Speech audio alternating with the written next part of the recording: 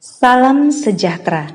Selamat pagi Bapak, Ibu Guru, Suster, dan anak-anak kami yang terkasih dalam nama Tuhan kita Yesus Kristus. Sebelum kita mendengarkan firman Tuhan pagi ini, marilah kita bernyanyi.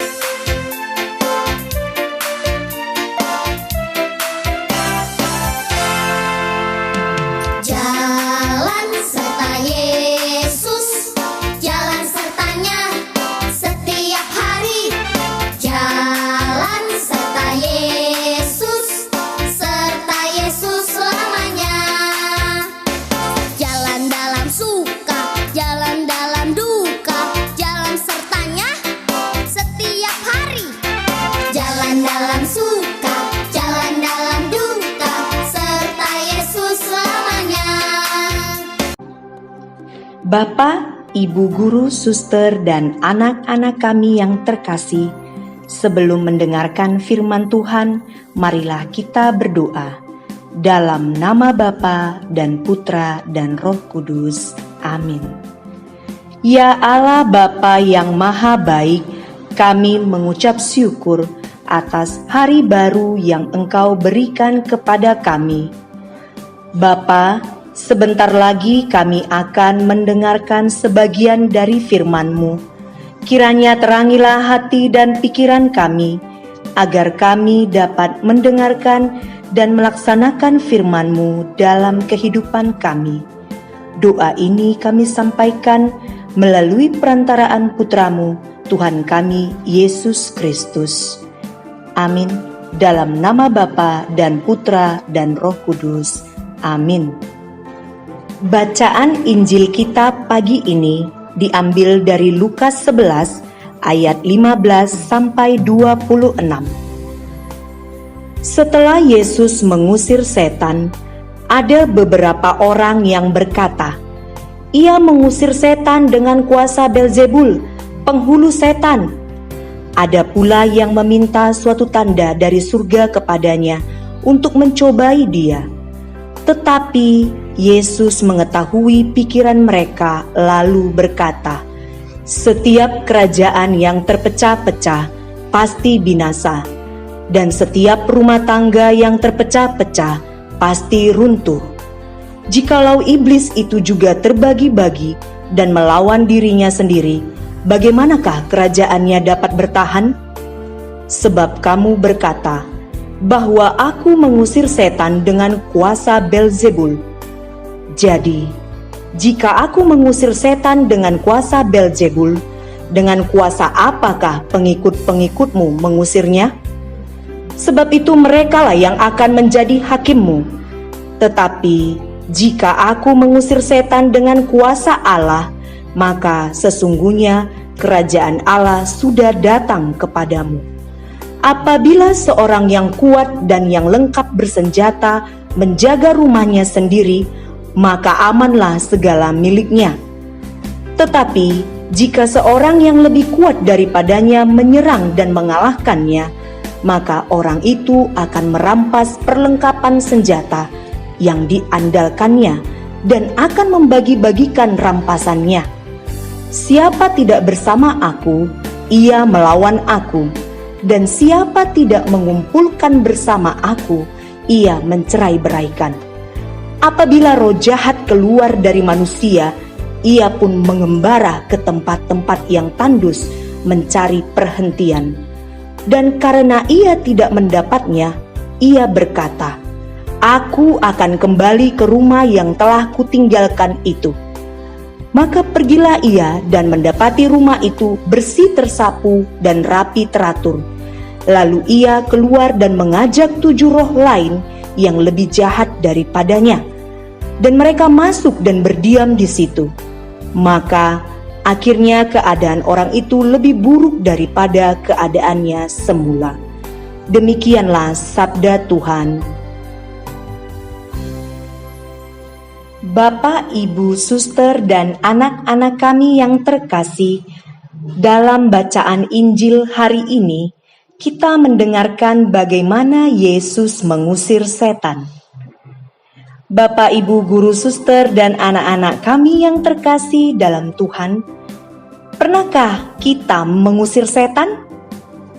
Kalau dipikirkan secara harafiahnya, tentu kita berpikir negatif, berpikir tentang praktik perdukunan mengusir setan, baik itu yang dilakukan di televisi atau di film-film. Namun, Bapak, Ibu, suster, dan anak-anak kami yang terkasih, tanpa kita sadari, sesungguhnya kita telah atau pernah mengusir setan. Pernahkah Anda berjuang untuk bangun pagi dan kemudian berdoa, lalu mandi dan beraktivitas? Jika pernah, Anda telah mengusir setan kemalasan. Pernahkah Anda berusaha untuk mensyukuri atau bersyukur atas keberhasilan orang lain? Jika pernah, Anda telah mengusir setan keiri hatian. Pernahkah Anda berusaha mengontrol diri untuk menjaga kemurnian pikiran dan tubuh Anda? Jika pernah, Anda telah mengusir setan hawa nafsu. Pernahkah Anda berusaha rendah hati atas segala kelebihan yang Anda miliki? Jika pernah, Anda telah mengusir setan kesombongan. Pernahkah Anda mencoba untuk jujur dan berkata terus terang? Jika pernah, Anda telah mengusir setan kedustaan. Bapak, Ibu, guru, suster, dan anak-anak kami yang terkasih, setan tidak jauh dari kita. Setan atau iblis ada di pikiran dan di hati kita sendiri, yang mempengaruhi kita dengan segala kemampuan yang mereka miliki untuk membuat kita menjadi antek dan pengikutnya. Masih berkata kita tidak pernah mengusir setan? Jika kita telah melakukan atau pernah melakukan perbuatan di atas, itu berarti kita mengizinkan Roh Kudus Allah sendiri untuk berperang melawan hal-hal tersebut. Bapak, Ibu, guru, suster, dan anak-anak kami yang terkasih, terkadang kita kalah karena setan atau iblis memberikan kenyamanan buat kita yang hanya bersifat sementara. Seperti anak-anak kami, khususnya, yang tergoda lebih banyak menghabiskan waktu bermain game daripada untuk belajar. Anak-anak kami, di awal kalian mungkin merasa senang atau terhibur dengan game tersebut. Tetapi tanpa kalian sadari, kalian akan semakin jauh dari cita-cita yang akan kalian capai. Contoh yang kedua, malas bangun pagi, menunda-nunda pekerjaan seperti PR, PS, ataupun keterampilan yang diberikan oleh Bapak, Ibu, guru, suster. Hal itu menandakan setan kemalasan berhasil menguasai anak-anak kami. Bapak, Ibu, guru, suster, dan anak-anak kami yang terkasih, pilihan di tangan kita. Apakah kita membiarkan diri dikuasai dan dituntun oleh setan yang ada dalam diri kita? Ataukah membiarkan diri menerima Roh Allah yang masuk dan berkarya dalam diri kita? Pertanyaannya sederhana. Sudahkah kita mengusir setan bersama Yesus? Amin. Dalam nama Yesus, dalam nama Yesus ada kemenangan. Dalam nama Yesus, dalam nama Yesus iblis dikalahkan. Dalam nama Tuhan Yesus siapa dapat melawan? Dalam nama Tuhan Yesus ada kemenangan. ibu, guru, suster, dan anak-anak kami yang terkasih, marilah kita berdoa. Dalam nama Bapa dan Putra dan Roh Kudus. Amin.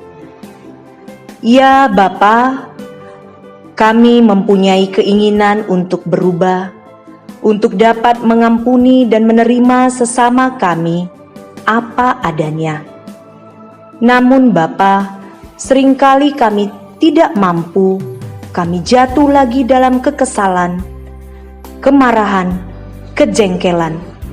Kami percaya bersamamu kami dapat mengatasi semua kelemahan manusiawi kami. Sertai kami selalu ya Bapa. Doa ini kami sampaikan melalui perantaraan Putramu, Tuhan kami, Yesus Kristus. Dalam nama Bapa dan Putra dan Roh Kudus. Amin.